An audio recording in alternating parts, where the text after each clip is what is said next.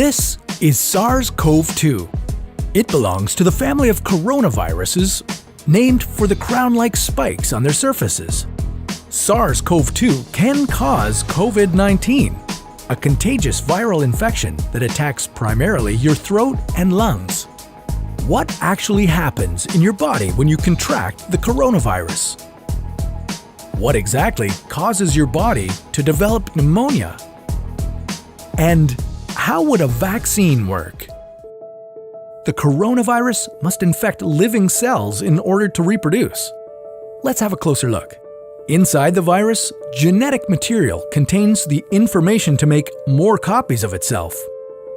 A protein shell provides a hard protective enclosure for the genetic material as the virus travels between the people it infects. An outer envelope allows the virus to infect cells by merging with the cell's outer membrane.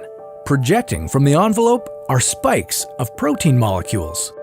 Both a typical influenza virus and the new coronavirus use their spikes like a key to get inside a cell in your body, where it takes over the cell's internal machinery, repurposing it to build the components of new viruses.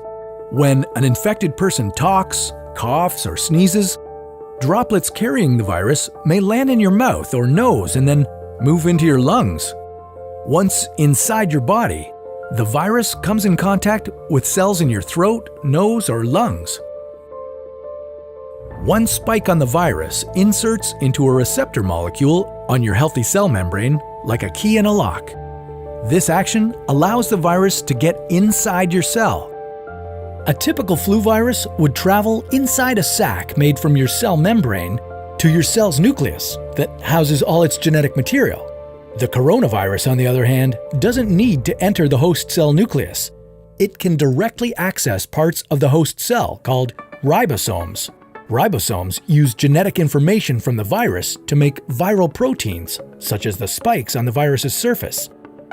A packaging structure in your cell then carries the spikes in vesicles which merge with your cell's outer layer, the cell membrane. All the parts needed to create a new virus gather just beneath your cell's membrane. Then, a new virus begins to bud off from the cell's membrane.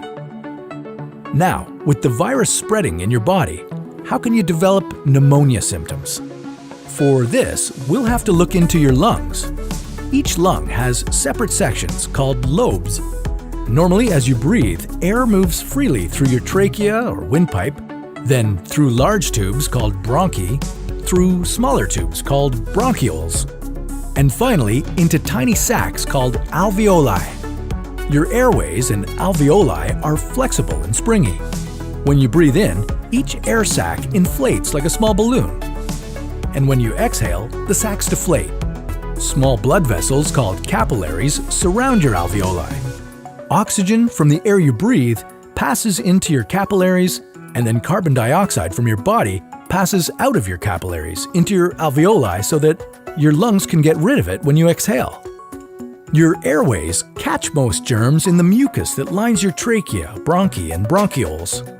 In a healthy body, hair-like cilia lining the tubes constantly push the mucus and germs out of your airways, where you might expel them by coughing.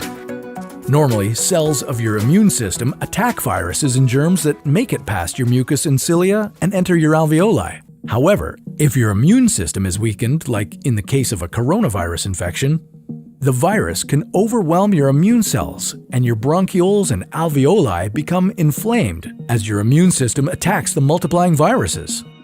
The inflammation can cause your alveoli to fill with fluid, making it difficult for your body to get the oxygen it needs. You could develop lobar pneumonia, where one lobe of your lungs is affected, or you could have bronchopneumonia that affects many areas of both lungs. Pneumonia may cause difficulty breathing, chest pain, coughing, fever and chills, confusion, headache, muscle pain, and fatigue. It can also lead to more serious complications. Respiratory failure occurs when your breathing becomes so difficult that you need a machine called a ventilator to help you breathe. These are the machines that save lives and that medical device companies currently ramp up production for.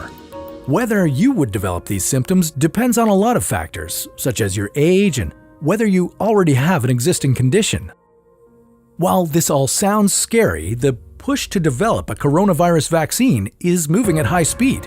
Studies of other coronaviruses led most researchers to assume that people who have recovered from a SARS-CoV-2 infection could be protected from reinfection for a period of time. But that assumption needs to be backed by empirical evidence, and some studies suggest otherwise. There are several different approaches for a potential vaccine against the coronavirus. The basic idea is that you would get a shot that contains faint versions of the virus. The vaccine would expose your body to a version of the virus that is too weak to cause infection, but just strong enough to stimulate an immune response.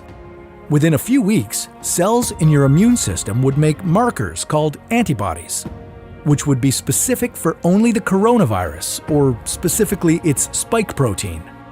Antibodies then attach to the virus and prevent it from attaching to your cells. Your immune system then responds to signals from the antibodies by consuming and destroying the clumps of viruses. If you then catch the real virus at a later stage, your body would recognize it and destroy it. In other words, your immune system is now primed. Collecting evidence on whether this will be possible, safe, and effective is part of what's taking researchers so long to develop a vaccine. It's a race against time to develop a vaccine amid a pandemic. Each step in vaccine development usually takes months, if not years. An Ebola vaccine broke records by being ready in 5 years. The hope here is to develop one for the new coronavirus in a record-breaking 12 to 18 months. While all of this will take time, stay home if you can, to protect the most vulnerable. And don't forget to wash your hands for at least 20 seconds and as often as possible. This video was a collaboration between Nucleus Medical Media and the What If channel, where we usually dive into hypothetical scenarios about the human body, humanity, our planet, and the cosmos. Check out our channel by visiting the